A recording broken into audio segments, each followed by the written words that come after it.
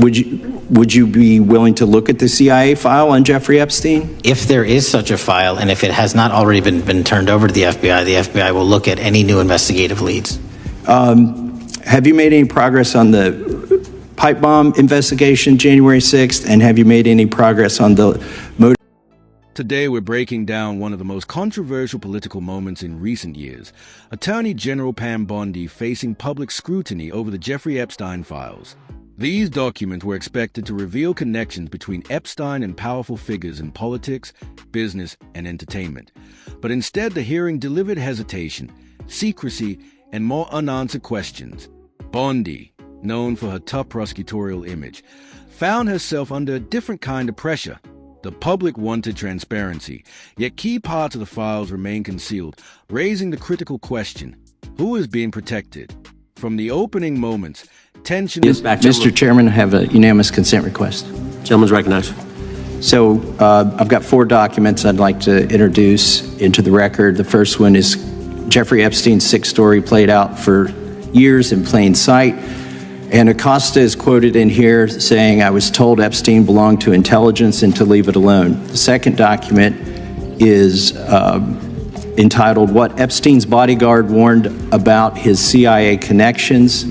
The third document is from Fox Digital. It's titled, "Epstein's Private Calendar Reveals Planned Meetings with Obama Admin Official CIA Chief." And the last document is Wall Street Journal article that highlights Ehud Barak's 36 meetings with Jeffrey Epstein. He was the former Prime Minister of Israel and head of military intelligence for Israel. It may have held that title when he met Epstein, and then, yes. Without objection, the gentleman. Senator Blumenthal immediately pressed Bondi on whether political influence was shaping the Department of Justice's decisions.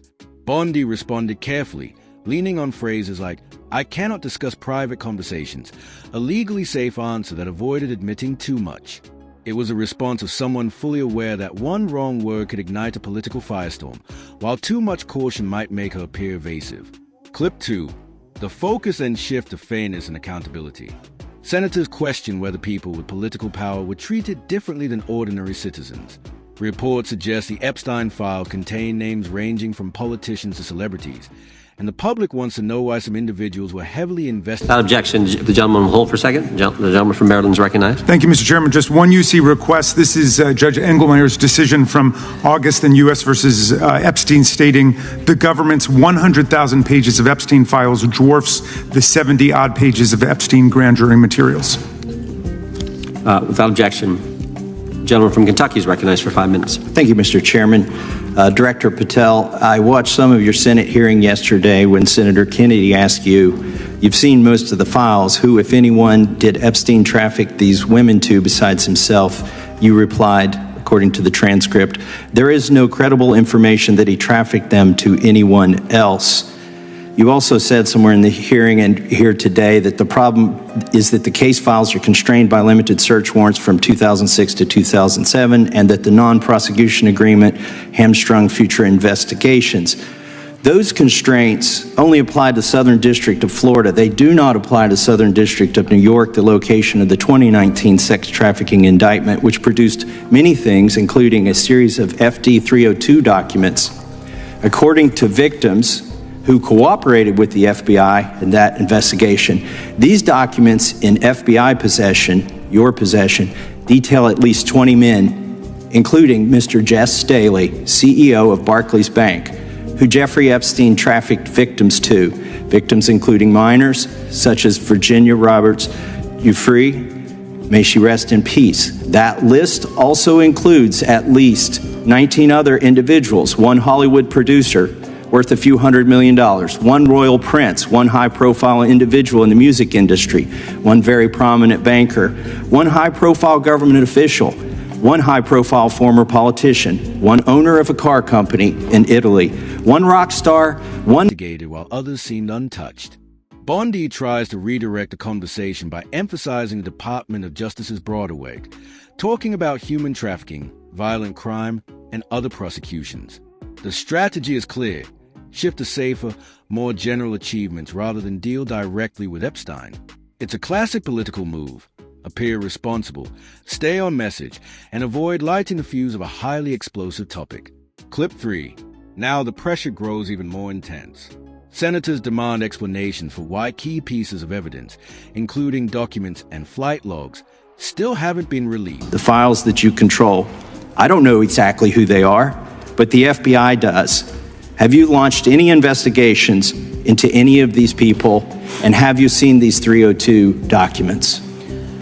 Sir, I have asked my FBI agents to review the entirety of the Epstein files and bring forth any credible information, and we're working with Congress not only to divulge that information and produce it to you, but any investigations that arise from any credible investigation will be brought. There have been no new materials brought to me launching a new indictment. So is the loophole here, or is it your assertion that these victims aren't credible, that the 302s maybe didn't produce credible statements that rise to a probable cause?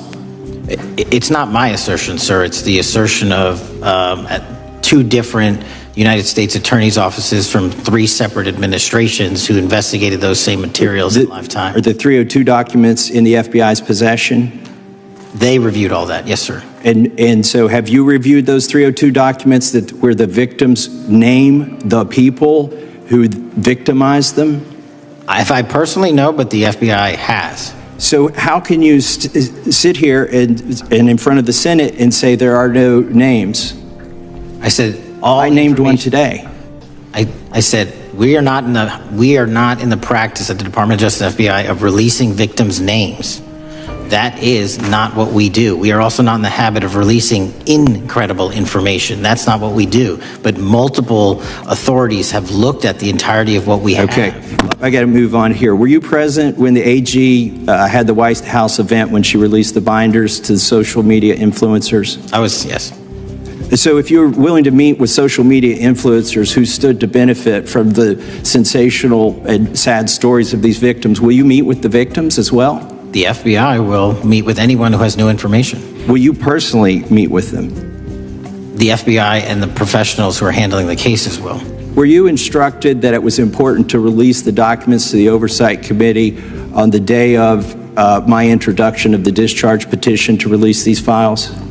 I don't know what day that was, so no. Well, they were released that day, and there were victims' names who weren't redacted because they were in such a rush, and the victims are not happy about that. Have you investigated any of the CIA connections? Have you seen the CIA file on Jeffrey Epstein? And if you wanted to see it, would they show it to you? Well, I can speak for the FBI, and that's presuming there's a CIA case file. And I've reviewed everything that the interagency, not I, the FBI. The public was promised transparency, especially in a case involving horrific crimes and powerful individuals. But Bondi's responses remain nonspecific. She insists that the information will be released, yet much of it still remains hidden. This moment highlights a growing concern. When officials dodge detailed answers, public confidence in the justice system begins to erode. People start to believe that the influential receive protections that ordinary citizens never would. Clip 4. This is where the hearing reaches a break. Would you be willing to look at the CIA file on Jeffrey Epstein? If there is such a file, and if it has not already been turned over to the FBI will look at any new investigative leads. Have you made any progress on the pipe bomb investigation January 6th? And have you made any progress on the motive of the Las Vegas shooter? As to the first, it's an ongoing investigation, and we have made progress. As to the second, sir, I'll have to get back to you. All right, thank you. I yield back. Mr. Chairman, I have a unanimous Gentleman consent yields back. request. Unanimous consent request from the gentleman from New York. I ask unanimous consent to introduce an unsigned memorandum from July 7th, 2025 that says we did not uncover evidence that could predicate an investigation against uncharged third parties with the insignia of the Department of Justice and Breaking point. Senators allege that some DOJ personnel were pressured, reassigned, or sidelined, actions that may have directly influenced how the Epstein case was handled. The implication is unmistakable.